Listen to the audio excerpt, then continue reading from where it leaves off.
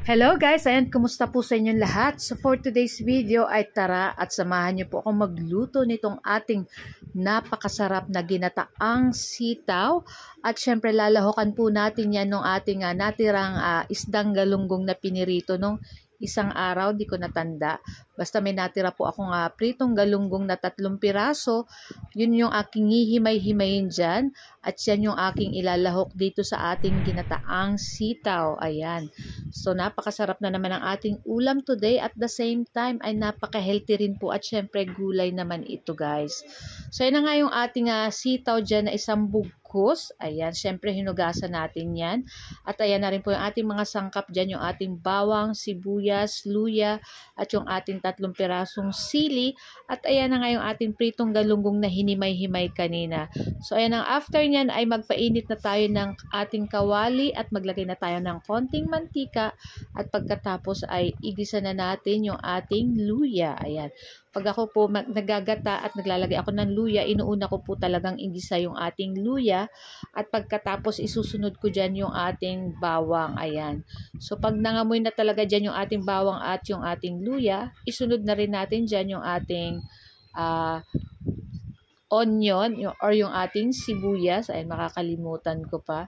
So gumamit po ako dyan ng 2 pirasong red onion na medium size. At pagkatapos ay maglalagay ako guys ng asin dito sa ating ginigisang bawang, sibuyas, luya para may lasa na. At pagkatapos ilalagay na rin natin itong ating isang small na sachet ng Coco Mama. At pag kumulo na, ayan, ay ilagay na rin natin itong ating hinimay-himay na pritong isdang galunggong para lumasa na or kumapit na yung lasa ng ating isda dyan sa ating ginataan.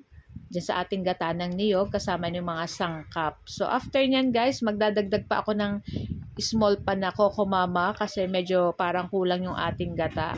So nagdagdag pa po ako ng 1 piraso. So ayan na nga. At halu-haluin lang po natin yan. At pagkatapos ay pagkumulo na, maglalagay na po ako dyan ng ating paminta para syempre ito yung ating mga pangpasarap dito sa ating ginataang sitaw. At pagkatapos nagdagdag pa rin po ako ng asin at syempre matabang naman po yung ating nilagay kaninang asin. At pagkatapos naglagay din po ako ng 1 teaspoon na sugar. So optional lang po yun.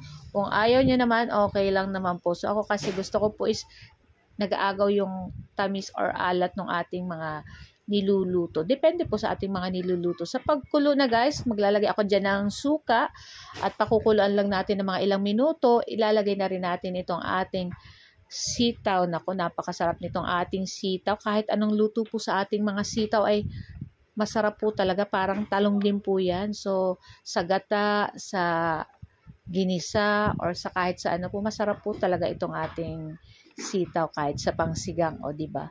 So after nyan ay hihintayin lang natin yung maluto yung ating sitaw. At pag maluto na yung ating sitaw, ilagay na rin natin dyan yung ating 3 pirasong sili. So kung makikita nyo po yung ating sili ay yellow na at medyo pakupos na. So bago masayang, iluto na natin, diba? Kasi siya na lang yung natitirang na nasa ref ko. So kaysa itatapon ko guys, sinama ko na dito sa ating ginataang sitaw. So ayan, napakasarap nito guys. Siyempre pag ako nagluluto ng sitaw, ayoko po yung lutong-luto. Gusto ko pag kinakain pa medyo crunchy pa po yung sitaw. So ayan na nga, at luto na after ilang minuto.